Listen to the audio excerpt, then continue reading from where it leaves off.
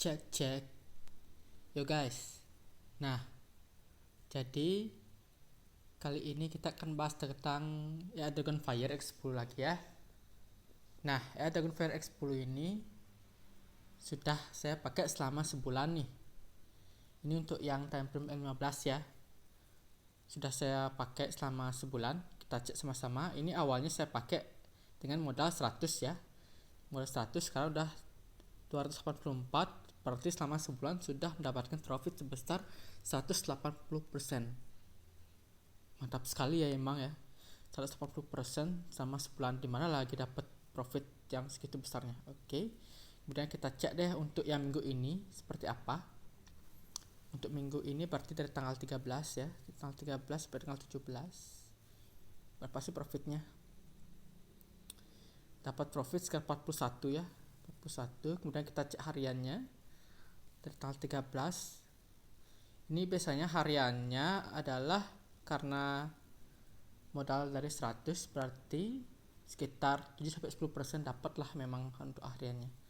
Kita cek dari tanggal 13. Dapat 8 ya. 8% ya. 8. Oke, kemudian tanggal 14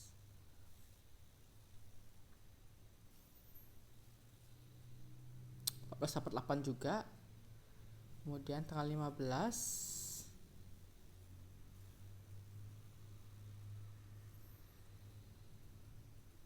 dapat 6 ya. Nah, tanggal 15 ini pas dini hari ya, pas dini hari itu ada FOMC kalau nggak salah, dan dia sudah clear semua. Itu bagus sekali ya, dia udah clear semua, jadi tidak pengaruh dengan FOMC udah tidak ada open trade lagi. Kemudian tanggal 16 dapat 7. Kemudian terakhir tanggal 17 dapat 10. Nah, pencariannya emang sudah tercapai ya, dari berarti yang paling kecil 6 sampai 10%an lah dapat lah untuk dengan AI ini ya.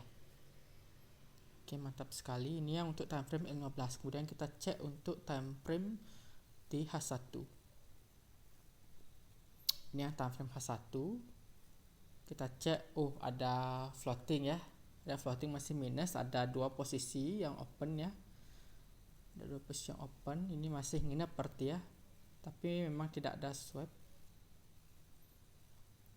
Oke, ini masih nginep. Masih floating. Kemudian kita cek dulu untuk semingguan, berarti dari tanggal 13 sampai tanggal 17 dapatnya cuma dapat 4 ya.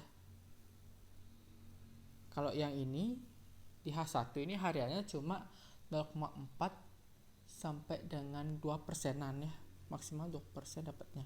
Tapi biasanya sih 0,4 sampai dengan 1%an sih biasanya. Kita cek dulu tanggal 13. Nah, cuma dapat 0,4 ya. Kemudian tanggal 14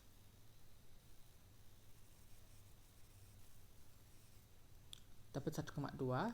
Oke, tanggal 15 cuma dapat 0,80. Pas yang 15 sebelumnya itu dapat sekitar 6 ya, sekitar 6an dia, apalagi FOMC ya. Ini cuma dapat 0,8. Oke. Tanggal 16 dapat 1,2. Nah, tanggal 17 ini apakah ada ya atau cuma floating? Nah, tanggal 17 ada 0,8. Kemudian ada juga dia masih floating ya, floating minus. Ini untuk yang time frame di H1. Memang lebih kecil profitnya ya, karena dia lebih jarang open posisi untuk di time frame H1. Sedangkan di time frame 15 dia akan lebih sering open posisi. Dari mana bisa lihatnya, dari sini dah dilihat nih. Dan untuk lihat jaraknya itu open posisinya itu bisa di, nah ini dia jaraknya ya. Ini di jam 16, lihat ya, jam 16. Kemudian di bawahnya ada jam 17. Ini berarti posisinya dia adalah time frame H1 ya. Ya, seperti itu. Kita bisa cek di sini 16 sama 17. Jadi sudah menggunakan time frame H1, lebih jarang posisi. Sedangkan kalau misalnya pakai time frame lebih rendah lagi adalah M5 ya, atau M1, dia akan lebih cepat posisi dan profitnya juga akan lebih banyak. Tapi risiko floating itu lebih besar daripada time frame yang lebih besar, seperti itu. Ini yang time frame 15, kita cek.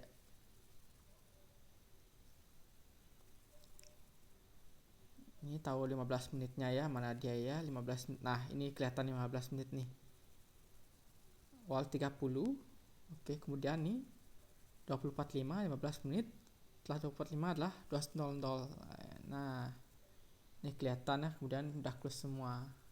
Nah, ini ada 3 posisi sebenarnya ya pas itu ya, karena ini lihat nih 10 strip 0 ya, 0 yang pertama, 10 strip 1 yang kedua, 10 strip 2 yang ketiga. Ada 3 posisi, kemudian dia mencapai TP akhirnya. Itulah ini time frame 15 karena kelihatan. Sehingga kalau misalnya time frame L5 otomatis di tiap menit kelima dia akan open posisi, jadi akan banyak sekali open posisinya, bisa capai lebih dari 3 ya, bisa 5, 7. Sehingga kalau misalnya dia mencapai TP, dia akan dapat profit lebih banyak daripada yang time frame 15 ini. Nah, kemudian di sini juga saya masukkan ke MPL 5 ya. Di sini lihat ini yang time frame 15. Lihat tuh, persentasenya 184%. Keren sekali, ini selama sebulan. Selama sebulan 184%. Kita cek deh di sini untuk drawdown-nya. Ini drawdown-nya berarti di sini lihat nih. Nah, relatif drawdown nih by equity. Drawdown terbesar adalah 61,53. Jadi floating minusnya paling besar itu selama sebulan ini adalah 61,53. Sehingga pas itu akhirnya balik arah, kemudian jadi TP itu dapat profitnya lebih gede ya, paling gede 61,53. Oke, sehingga kita lihat maksimum drawdownnya cuma 42,1%. Nah, itu kemudian beda dengan yang time frame H1 kita, mana dia yang time frame H1 ya. Kita back dulu. Untuk yang time frame H1, nah ini dia. Hanya 10% ya. Tapi drawdownnya lebih kecil, lihat tuh. Maksimum drawdown hanya 5,1%. Kemudian untuk drawdownnya sendiri yang paling besar cuma 5,56 USD. Nah, ini. Jadi semakin besar time frame ya, semakin gede ya time frame-nya, itu resikonya lebih kecil atau semakin aman. Sedangkan semakin kecil time frame di M15, M5, M1 itu floating-nya ya, drawdown-nya akan lebih gede. Seperti itu.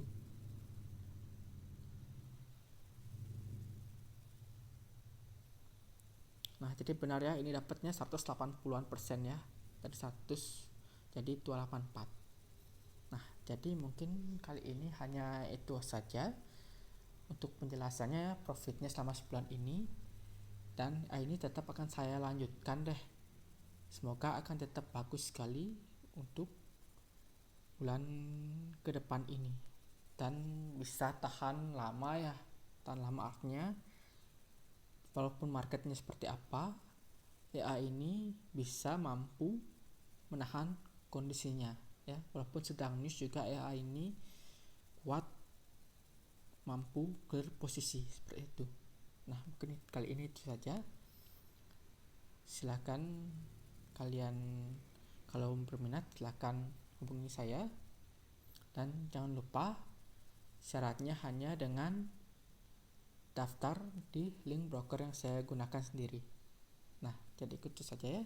Oke, terima kasih.